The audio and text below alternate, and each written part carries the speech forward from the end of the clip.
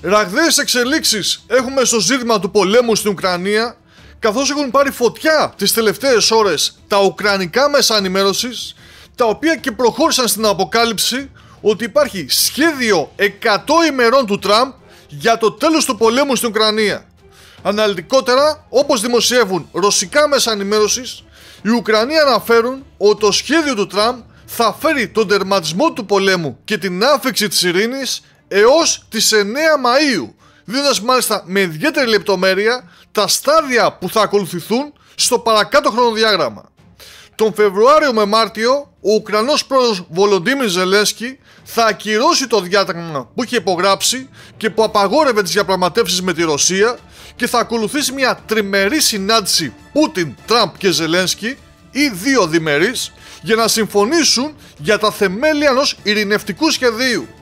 Ενώ οι διαπραγματεύσεις θα βρίσκονται σε εξέλιξη, η Αμερική δεν θα εμποδίζει τη στρατιωτική υποστήριξη προς τις Ουκρανικές ενόπλες δυνάμεις. Στις 20 Απριλίου, δηλαδή το Πάσχα, θα υπάρξει ανακοχή κατά μήκος της πρώτης γραμμής και πλήρης αποχώρηση των Ουκρανικών στρατευμάτων από την περιοχή του Κούρσκ.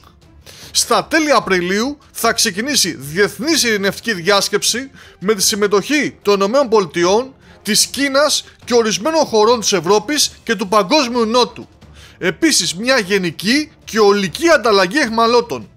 Στις 9 Μαΐου θα πραγματοποιηθεί η διακήρυξη για το τέλος του πολέμου, η ακύρωση του στρατιωτικού νόμου και τις κινητοποίησεις στην Ουκρανία.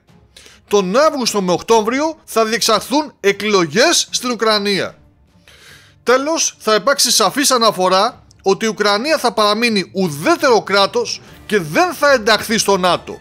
Επίσης, ότι θα ενταχθεί ως μέλος στην Ευρωπαϊκή Ένωση έως το 2030, η οποία και θα καλύψει τα έξοδα αποκατάστασης της χώρας.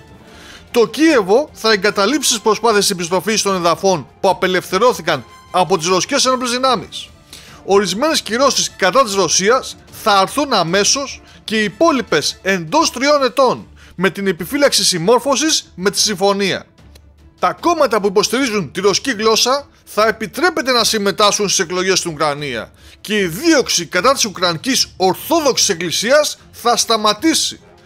Το μόνο σημείο που θεωρείται προβληματικό είναι η παρουσία ενός ευρωπαϊκού ειρηνευτικού σώματος, το οποίο και θα συζητηθεί ξεχωριστά.